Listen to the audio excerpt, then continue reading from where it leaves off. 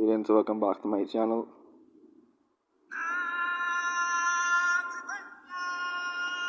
Well, I'm gonna have a discussion with the family about dancehall music and Afrobeat, but I thought it would be appropriate to begin my video with this background music because growing up in the Bahamas, when we thought about African music, this is what we actually had in mind.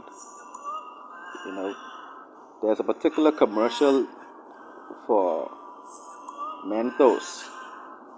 I think it's Mentos, or yeah, I think it is a particular Mentos commercial, and I think the same band was singing, and I always remember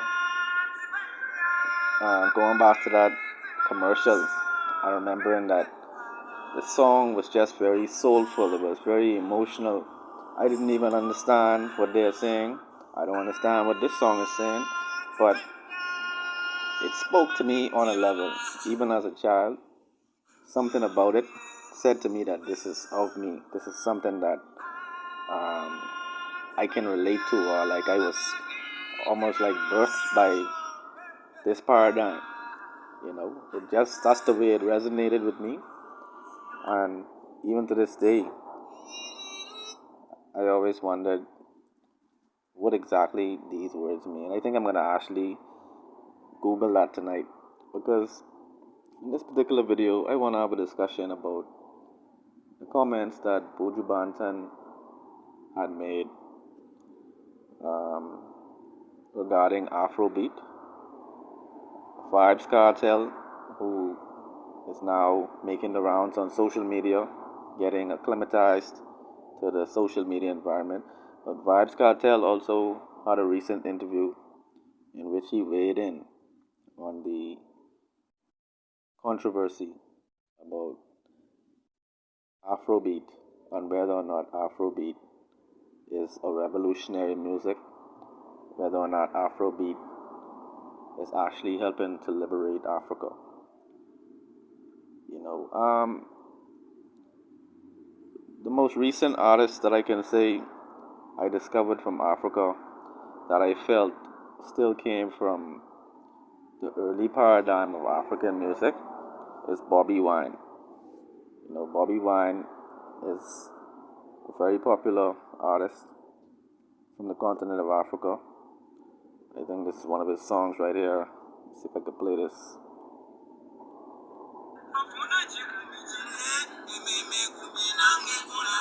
Like I said, like even as far as like the 1990s, this particular sound is what the majority of African music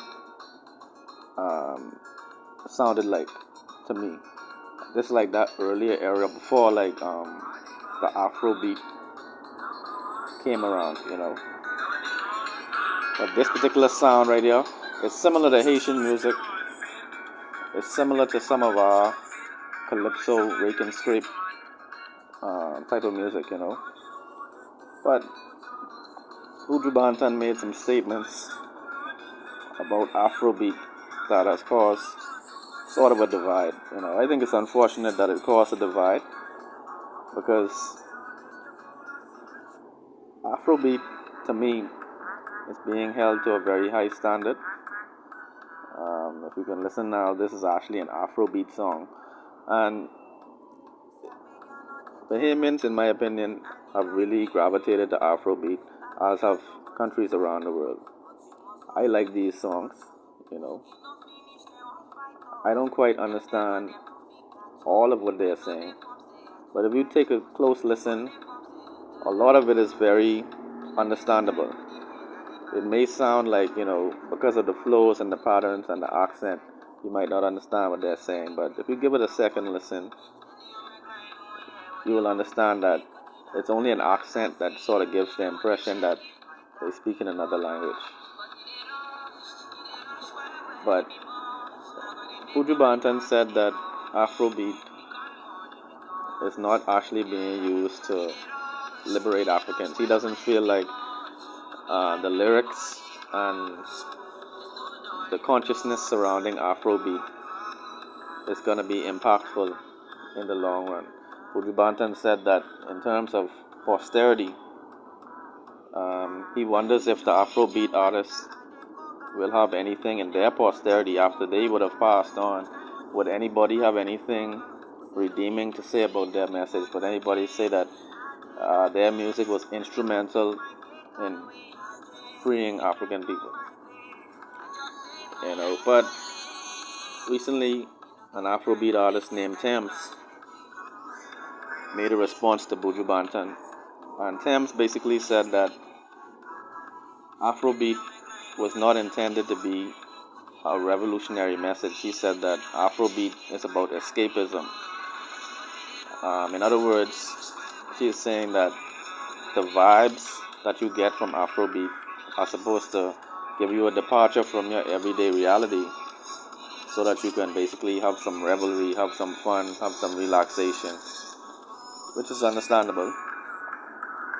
I think some of the songs have messages encoded in them that are about social issues, but as Buju Banton said, it doesn't necessarily speak about the issues in Africa. It doesn't talk about any of the bad actors that are creating the conditions in Africa. It is simply like, some feel-good music. Music that like Seal used to make. If you remember, another African artist, Seal, he made music that was like world music. And it was a feel-good music, but he also had some impactful lyrics. But I understand the position that Buju Banton is taking, and I also understand the position of the Afrobeat artists. I do believe that, like reggae, there should be some kind of element that speaks to the issues that everyday Africans face, Africans in the diaspora face.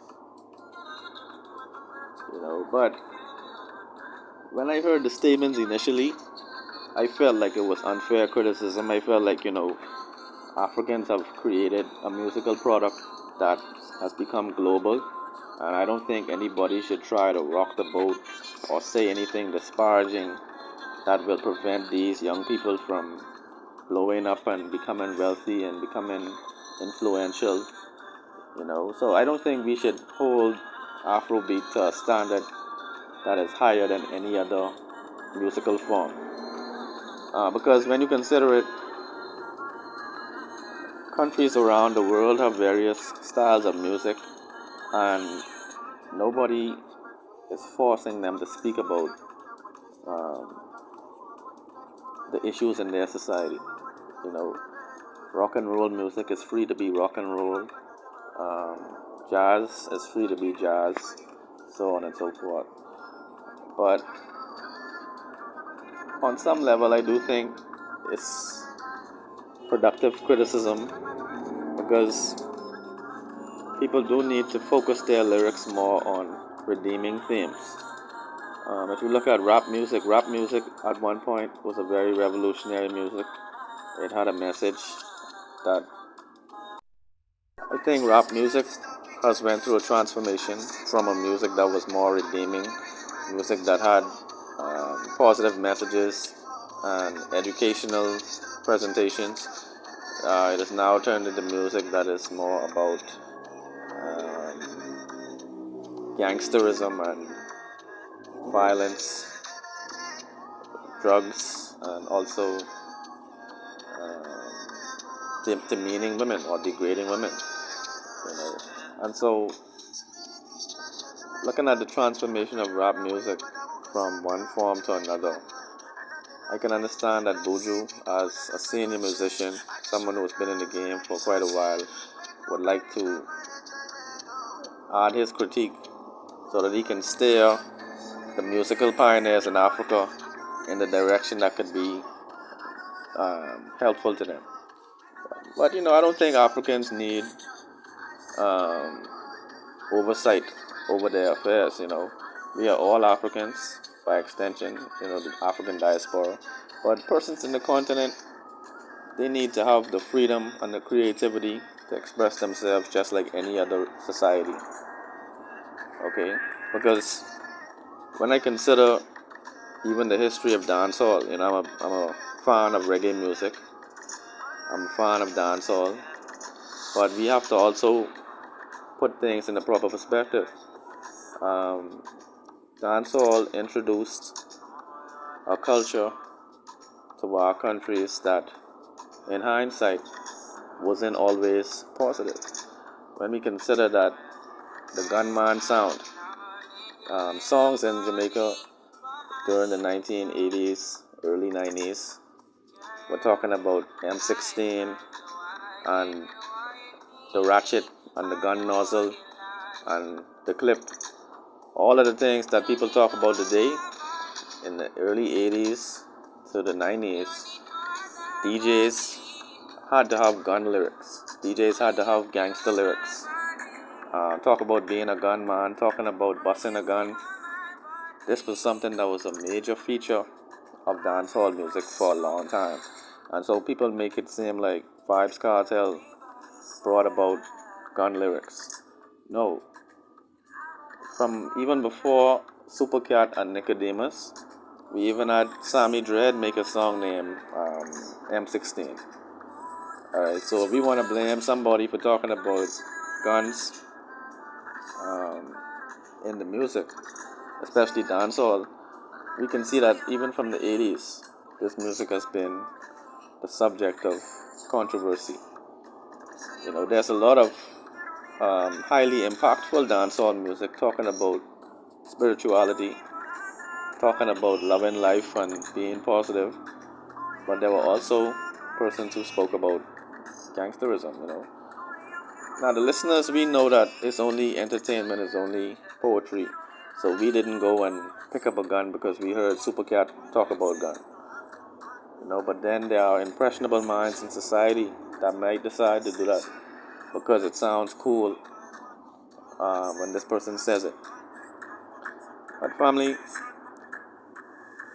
Vybz Kartel responded and said that he believes that we should give Afrobeat its space, give it its time to develop and mature and come into itself. Because Kartel is saying that it is early on in the development of Afrobeat, and he would have to observe it for some more time and watch it evolve before he actually makes a critique or makes a statement.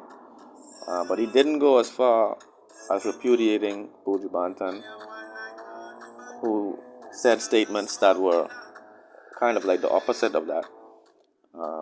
Whereas Buju Banton called it um, effery, Buju Banton said it's not about anything positive, it's effery. But Vybz Kartel, he stood on the side of caution. He decided he would observe for a little longer before he makes a statement about Afrobeat. But in my opinion, we need to give Afrobeat its space. I agree with Vybz Kartel. I don't think we should be so quick to judge um, Afrobeat. Because we can criticize many different musical forms and find songs that might not be the most intelligent. But family, let me know your thoughts in the comments below about all these dynamics. One love.